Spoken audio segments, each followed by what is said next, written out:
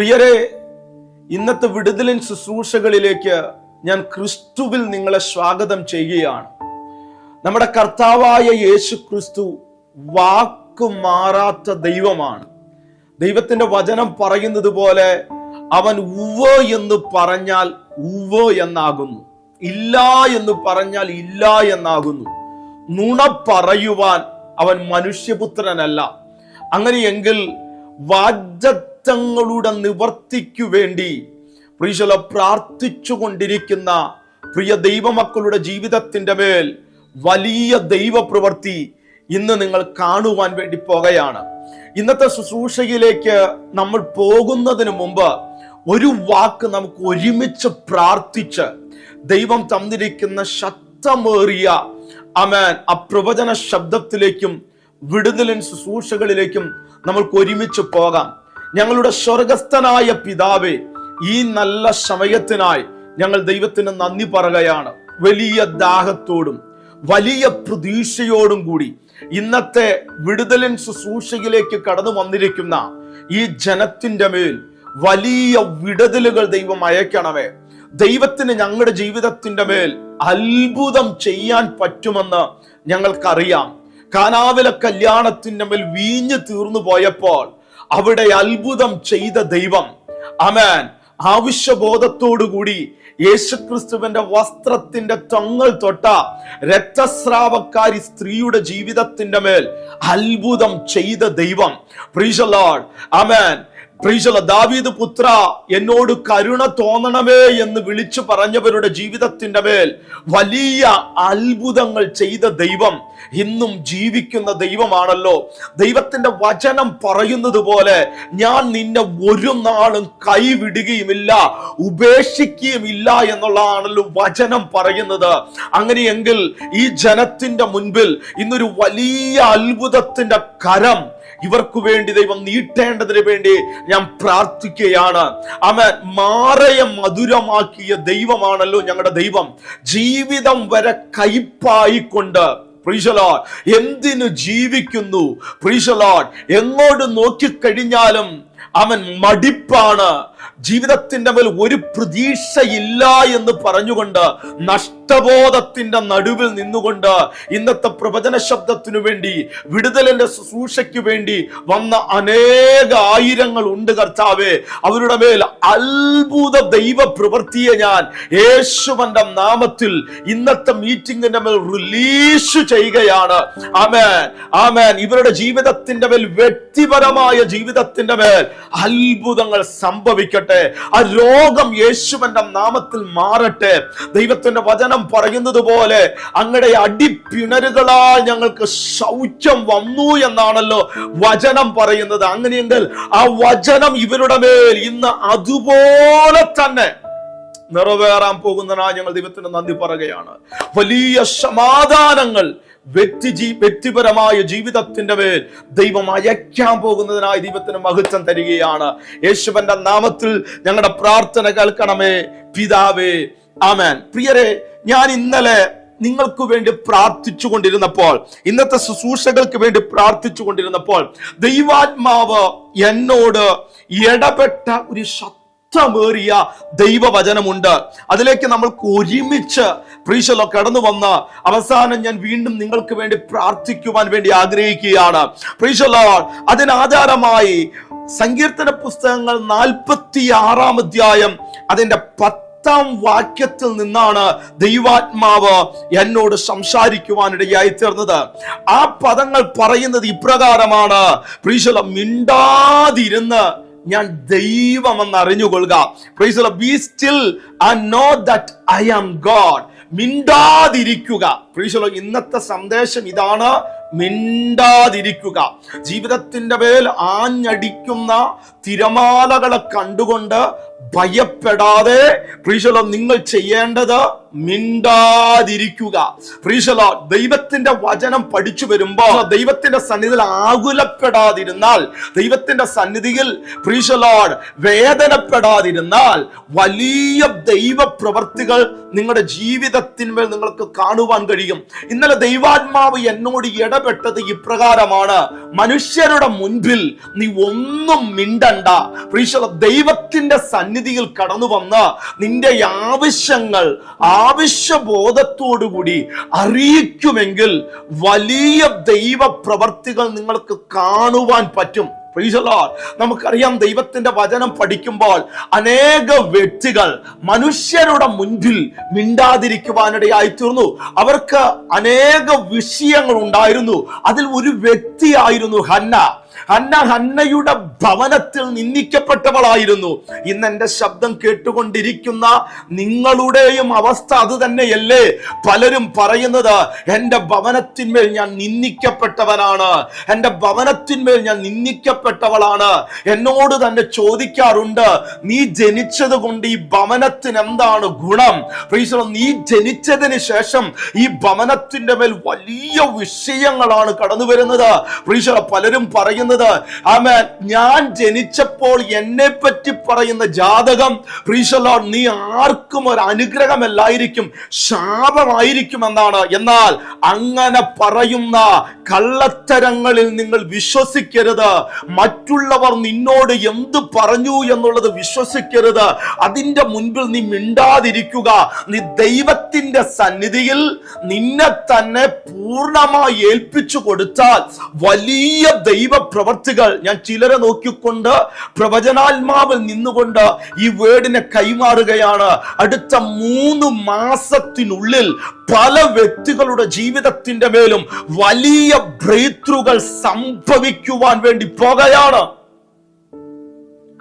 വിശ്വസിക്കുന്നുവെങ്കിൽ പ്രാർത്ഥനയോടുകൂടി ആ വേർഡിനെ നിങ്ങൾ ഏറ്റെടുത്തോ.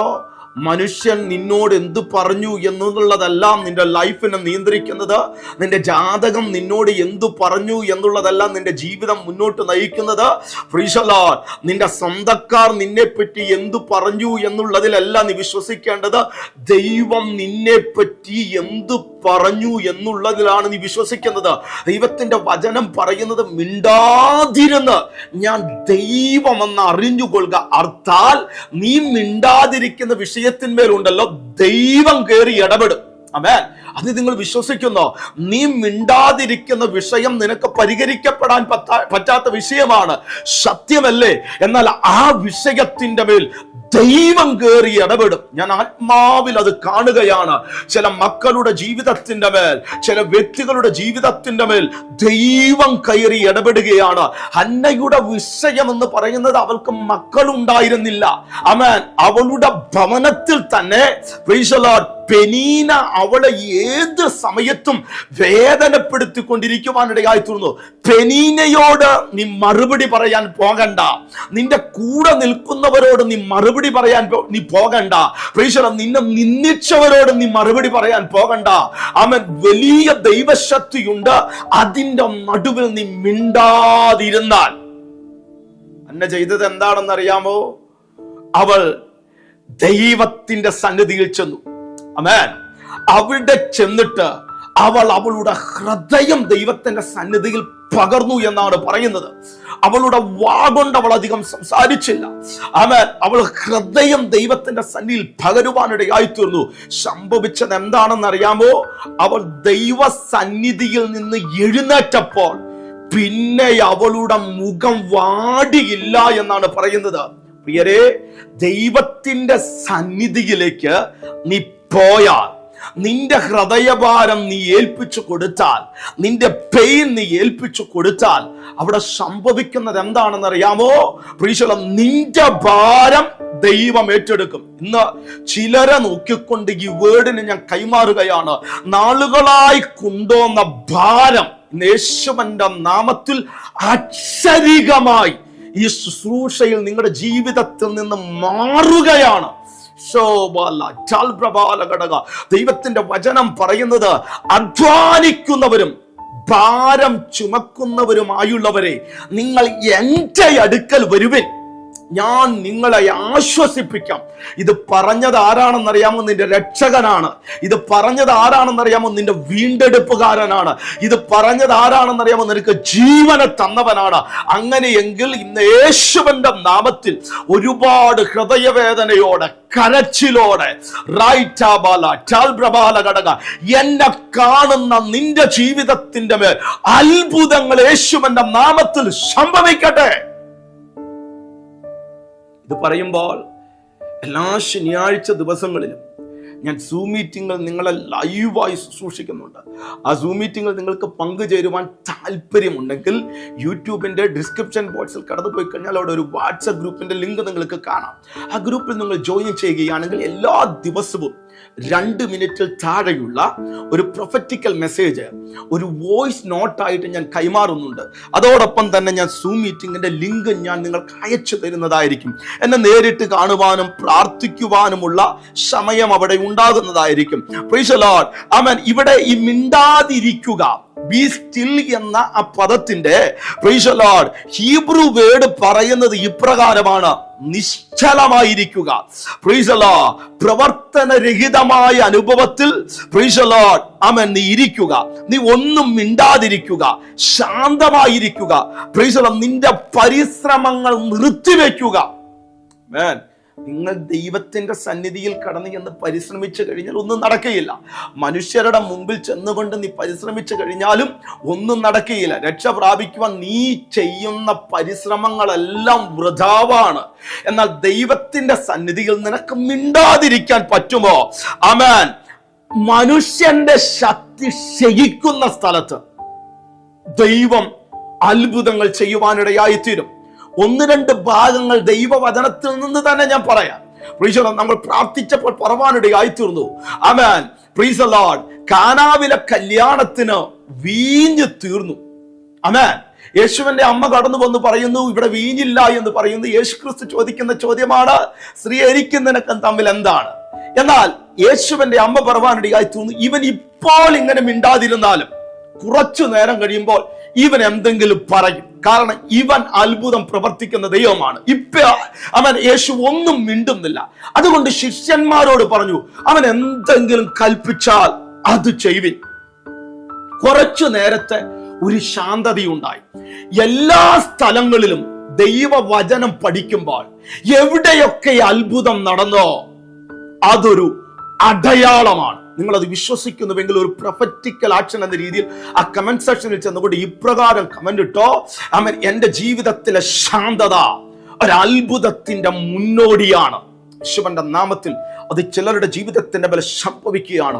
ഒരു അത്ഭുതം നടക്കുന്നതിന് മുമ്പ് നിന്റെ ജീവിതത്തിന്റെ മേൽ ഒരു ശാന്തതയുണ്ട്. ആമേൻ.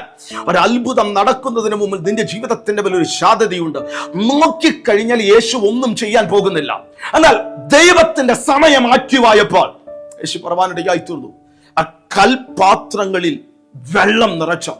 ആമേൻ. അവർ നിറച്ചു കഴിഞ്ഞ് ഇനി നിങ്ങൾ ഇത് കൊണ്ടുപോയി കൊടുത്തോളം പറഞ്ഞു. വെള്ളം ഒഴിച്ചു കൊടുത്തപ്പോൾ വീഞ്ഞായി മാറി. ഒരത്ഭുതത്തിന് മുമ്പിൽ ഒരു ശാന്തതയുണ്ടായിരുന്നു. അതുകൊണ്ട് നിന്റെ ജീവിതത്തിന്റെ മേൽ ഒന്നും നടക്കുന്നില്ല. എത്ര നാൾ ഞാൻ പ്രാർത്ഥിക്കണം, എത്ര നാൾ ഞാൻ മെസ്സേജുകൾ കേൾക്കുന്നു, എത്ര നാൾ ഞാൻ പ്രാർത്ഥനകൾക്ക് കടന്നു പോകുന്നു, ഇതൊന്നും നിന്നെ ബാധിക്കരുത്. ദൈവം നിന്റെ ജീവിതത്തിന്റെ മേൽ നിശബ്ദരായിരിക്കുമ്പോൾ, നീ ദൈവത്തിന്റെ സന്നിധിയിൽ നിശബ്ദരായിരിക്കുമ്പോൾ, ഇത് രണ്ടും സംഭവിക്കും. ചില സമയങ്ങളിൽ നീ ഒരു കാര്യം ഓർത്തുകൊള്ളണം: അത്ഭുതങ്ങൾ നിന്റെ ജീവിതത്തിന്റെ മേൽ സംഭവിക്കുക തന്നെ ചെയ്യും. രണ്ടാമത്തെ ഉദാഹരണം, കനാന്യ ദേശത്തിലെ ഒരു സഹോദരി തന്റെ മകളെ ഭൂതോപദ്രവം പിടിച്ചുകൊണ്ട് യേശുവിന്റെ അടുക്കൽ കടന്നു വരുന്ന ഒരു ഭാഗം നമ്മൾക്ക് കാണാം. ആദ്യം യേശുവിന്റെ അടുക്കലേക്ക് കടന്നു വരുമ്പോൾ യേശു മൈൻഡ് ചെയ്യുന്നില്ല, യേശു മിണ്ടാതിരിക്കുകയാണ്. എന്നാൽ അവൾ ദൈവത്തോട് പറഞ്ഞു കഴിഞ്ഞപ്പോൾ, കുറച്ചു നേരം കഴിഞ്ഞപ്പോൾ അവളുടെ വിശ്വാസം കണ്ടുകൊണ്ട് യേശുവിന് അത്ഭുതം തോന്നി. ഇമ്മീഡിയറ്റ്ലി സൗഖ്യം വന്നു. എന്ന് ചിലരെ നോക്കിക്കൊണ്ട് ദൈവാത്മ പ്രേരിതമായി ഞാൻ ഈ ദൂതനെ കൈമാറുകയാണ്. നീ ചില സമയത്ത് നിശബ്ദനായിരിക്കേണ്ടി വരും. അത് മറ്റുള്ളവരുടെ മുമ്പിലാണ്. ദൈവത്തിന്റെ സന്നിധിയിൽ നീ കരഞ്ഞോളണം. 2, ദൈവം നിന്റെ ജീവിതത്തിന്മേൽ നിശബ്ദനായിരിക്കുന്ന അനുഭവം കടന്നു വരാം. ആ അനുഭവത്തിൽ നീ പിന്മാറിപ്പോകരുത്. നീ ഒരുപാട് ചോദ്യങ്ങൾ ഒന്നും ചോദിക്കാൻ വേണ്ടി പോകണ്ട. മിണ്ടാതിരുന്നാൽ മതി. അവിടെ അത്ഭുതങ്ങൾ യേശുവിന്റെ നാമത്തിൽ സംഭവിക്കും. യേശുവിന്റെ നാമത്തിൽ ചിലരുടെ സൈലന്റ് പീരീഡിന് ഒരു അവസാനം ഉണ്ടാകുകയാണ്. ചിലരുടെ സൈലന്റ് പീരീഡിന് ഒരു അവസാനം ഉണ്ടാകുകയാണ്. എത്രത്തോളം എന്ന ചോദ്യം, ആ ചോദ്യം യേശുവിന്റെ നാമത്തിൽ മാറുകയാണ്. റാംചൽ പ്രബാല ഘടക സംതൽ പ്രബാല ഘടക. പുറപ്പാട് പുസ്തകത്തിലേക്ക് കടന്നു വരുമ്പോൾ 14-ാം അധ്യായം 13-ാം വാക്യം. ആമേൻ. Stillness proceeds miracle. ആമേൻ. നിശബ്ദത ദൈവത്തിന്റെ പ്രവൃത്തിയെ കൊണ്ടുവരുന്നു എന്നതാണ് നമ്മൾക്ക് കാണുവാൻ കഴിയുന്നത്. ചെങ്കടലിന്റെ മുൻപിൽ വന്നിരിക്കുന്ന ആ ജനത്തോട് ദൈവം പറയുന്നത്, stand still and see the salvation of the Lord. നിങ്ങൾ മിണ്ടാതിരുന്ന് എന്റെ രക്ഷയെ കണ്ടുകൊള്ളുവിൻ. എങ്ങനെ മിണ്ടാതിരിക്കും നിങ്ങൾ പറയും. പുറകിൽ ഇവരെ കൊല്ലേണ്ടതിന് വേണ്ടി ഫറവോന്റെ സൈന്യം കടന്നു വരികയാണ്. ഈ സീസണിൽ നിനക്കെതിരെ എന്തു കടന്നു വന്നാലും അത് ഫലിക്കയില്ല. ഈ സീസണിൽ നിനക്കെതിരെ കടന്നു വന്നാലും ഫലിക്കയില്ല. ആമേൻ. ദൈവത്തിന്റെ വചനം പറയുന്നത്, നിനക്കെതിരെ കടന്നു വരുന്ന ഒരായുധം പോലും ഫലിക്കയില്ല. ആമേൻ. നിങ്ങൾ നോക്കുക, പുറകിൽ ഫറവോന സൈന്യം കടന്നു വരികയാണ്. ഇവരെ എങ്ങനെയെങ്കിലും കൊല്ലാൻ വേണ്ടിയിട്ടാണ് വരുന്നത്. അവൻ മുമ്പ് നോക്കിക്കഴിഞ്ഞാൽ ചെങ്കടലാണ്, രണ്ട് ഭാഗത്തും നോക്കിക്കഴിഞ്ഞാൽ വലിയ മലകളാണ്. എങ്ങനെ ഇവർ മിണ്ടാതിരിക്കും? ഇവർക്ക് പേടി ഉണ്ടാകുകയില്ലേ? എന്നാൽ ദൈവം പറയുന്നത്, സൈലൻസ് എന്ന് പറയുന്ന ഒരു വലിയ വെപ്പണാണ്. നീ മിണ്ടാതിരുന്നാ മതി, ഞാൻ നിനക്ക് വേണ്ടി പ്രവർത്തിക്കും. ഇന്നേ ദിനം ദൈവാത്മാവ് പറയുന്നു, നീ മിണ്ടാതിരുന്നാൽ നിനക്ക് വേണ്ടി ദൈവം പ്രവർത്തിക്കും.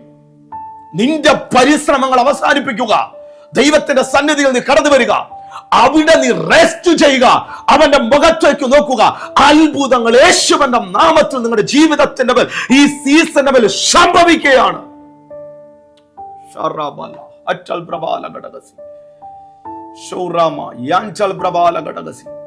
സംഭവിക്കുകയാണ്.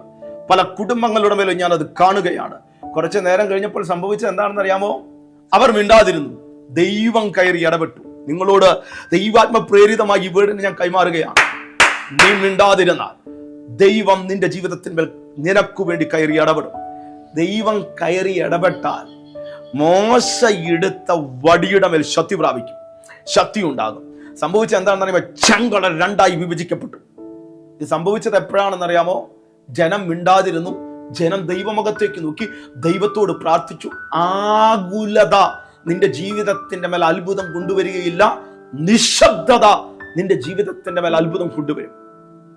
പലരും ദൈവത്തിന്റെ സന്നിധിയിൽ ചെന്നുകൊണ്ട് പല ചോദ്യങ്ങൾ ചോദിക്കുകയല്ലേ? മിണ്ടാതിരിക്കുക. ദൈവത്തിന്റെ സന്നിധിയിൽ ദൈവഹിതത്തിനു വേണ്ടി നിന്നെ ഏൽപ്പിച്ചു കൊടുക്കുക, സമർപ്പിക്കുക. ഞാൻ ഇവിടെ ദൈവസന്നിധിയിൽ കരഞ്ഞോളണം, പക്ഷെ ദൈവത്തിന്റെ സന്നിധിയിൽ ആകുലപ്പെടരുത്. ആമേൻ. ദൈവത്തിന്റെ സന്നിധിയിൽ നിന്റെ ഹൃദയം നീ ഏൽപ്പിച്ചോളണം. ദൈവത്തിന്റെ സന്നിധിയിൽ നീ പിറുപിറുക്കരുത്.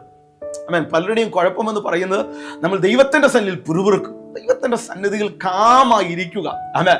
കാറ്റും കോളും ആഞ്ഞടിക്കുമ്പോൾ ശിഷ്യന്മാർ കടന്ന് വലിയ വാവിട്ട് കരകയാണ്. യേശുക്രിസ്തു അവരോട് ചോദിക്കുന്ന, അല്പവിശ്വാസികളെ, യേശുക്രിസ്തുവിന് ഈ കാറ്റും കോളും ഒന്നും ആമേൻ യേശുവിന്റെ 7 അയൽവക്കത്ത് പോലും വന്നില്ല.